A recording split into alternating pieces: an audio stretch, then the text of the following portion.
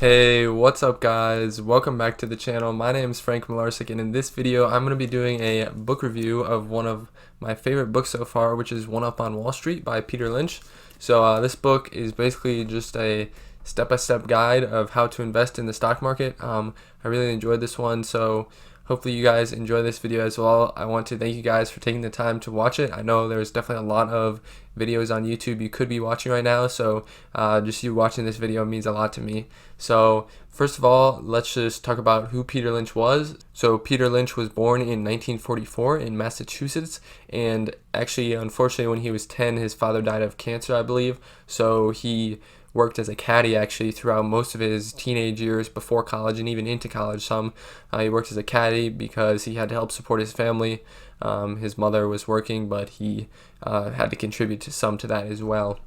So while he was caddying, he actually met a lot of businessmen and a lot of people that were, just kind of up there in life, and he, I guess, learned a lot from them and got interested in business and specifically investing in the stock market.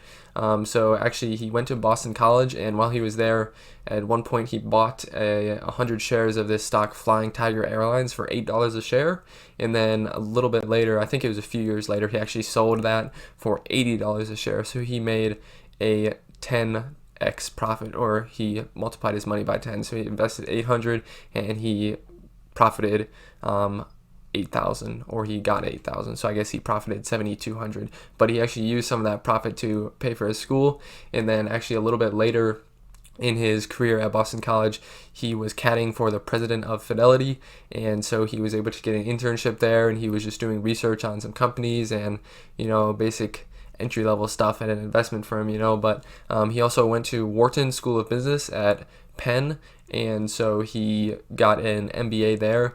And then I think after that he was in the Army for a few years, and once he got out of the Army, he was hired full-time at Fidelity. So when he was initially hired there in 1970, and then by 1977 he was actually promoted to be the manager of the Magellan Fund, which was a pretty obscure fund at that point. It only had actually $18 million in assets, which for a mutual fund at a company like Fidelity, that really wasn't much at all. But over the 13 years that Peter Lynch was the manager of that, until 1990, he grew that to over $14 billion in assets.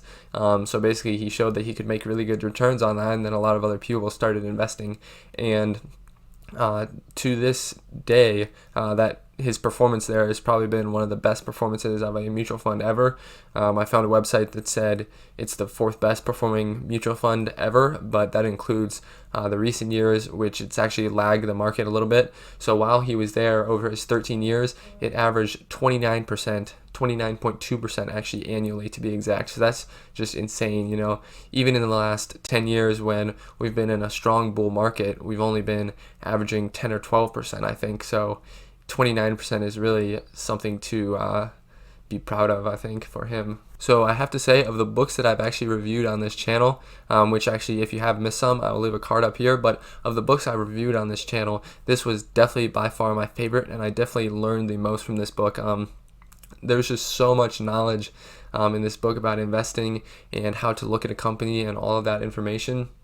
So actually, like the other books that I've read, I've actually just borrowed these from the library, but this one would actually be a really valuable one to own, I think, just because there's so much information. You're definitely not going to remember it all, and so for me at least, I would like to have a copy to be able to reference it. So I might actually buy it at some point, but we will see. So basically, like I said before, it is just a step-by-step guide of how to invest in the stock market.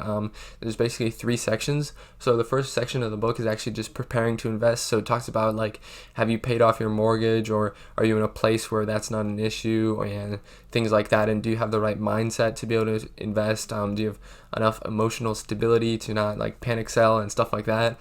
So that first part, even though it's kind of boring, it's definitely very important, I think, for everyone to read that part as well, and for everyone to have a strong mindset when they go into investing. So I think that one was a great starter to the book. And then the next section was probably the longest, but it was basically covering how to pick stocks and how to pick the right stocks, and it actually included some very detailed chapters. So one of them was basically what does the perfect stock look like, and then one of them was the opposite, which is like stocks to avoid, which that is equally as important in my mind as having a view of what stocks you should avoid as well as picking the good ones. And then there was also a chapter which I found really useful that was on he called it some famous numbers, but he was basically just talking about a lot of financial metrics that are talked about a lot, and he's basically saying how you should be using them and if they're actually that important and things like that.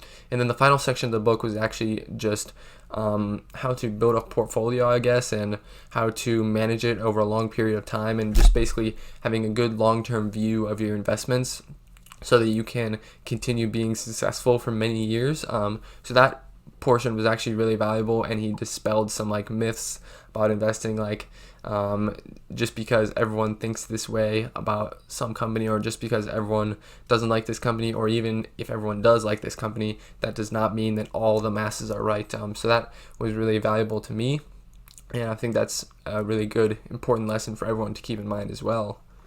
So I think it's really important for everyone to realize when they read this book that it is like 30 years old. He wrote it in 1989, I believe. But I do want to stress that I think all of the lessons he teaches and all of the methods he teaches are really still true today. The market seems to behave a little bit differently. It seems to be completely irrational and stuff like that, but I think that was definitely probably the case back then as well. So I think it's still very valuable today, and I did really enjoy this book. I learned a ton, and one of the biggest things I got out of this book was a little bit more open-mindedness to growth stocks and stocks that don't pay a dividend. And if you have been following this channel, you know I'm mostly a dividend investor, and that's what I'm focused on. But I am going to start exploring these growth stocks a little bit, and I actually started an M1 Finance portfolio with some growth stocks that I'm going to be going over in my next video. But it really just opened my eyes to what that can yield you. And if you do your due diligence and do a little bit of research, you can find some great companies at a great price. And one of his biggest things that he talked about a lot was just finding companies in your community, just smaller companies that you see them doing things in your community or in your area, and maybe you just notice some things that a lot of other people aren't noticing, and that's where you can find some great investments. So obviously you do have to be careful with those smaller companies, but you can get some great returns there. So I'm really excited about my growth portfolio and where that can lead. And like I said earlier, there's just so much information in this book that I really think anyone could learn a lot from this book. Even someone that's been investing 20 or 30 years, you could probably get some new insights or some new information that would help you in your investing. But especially for a beginner, even if you're brand new and really have no idea, I think this would be a great book. But I think this book is probably best for people that have some experience in the stock market but are really looking to up their game a little bit. So I will leave an Amazon link in the description below if you want to buy the book. And if you do buy the book, I will receive a little bit of a commission, which will be no additional cost to you. So I'd really appreciate it if you did that, but only buy it if you actually want to read it. Don't just buy it because so I would definitely appreciate it if you check that out. So the quote of the video is obviously going to come from this book from Peter Lynch, and he said, "Your losses are limited to the amount you invest, while your gains have no absolute limit." And I really just like this one because it got me thinking more about the growth stocks, along with some other things he talked about in this book. But just this quote alone really got me thinking that I should put some of my investments in there, even if I definitely want to start slow at first. But just to be exposed to different areas of the market is good, because you don't always know what's going to be in favor for the next few years, maybe. So if I'm all in dividend stocks, maybe those stocks just don't do as well, and maybe growth stocks do a lot better, and then maybe in a few years dividend stocks would do a lot better. So it's good that I'm in those as well. So I think just being in growth stocks and dividend stocks is just a good way to diversify and be flexible. So that's what I'm trying to do. I hope you guys did enjoy this video. If you have any suggestions for videos that you want to see in the future, definitely leave them in the comments below, and I'll see you guys in the next one.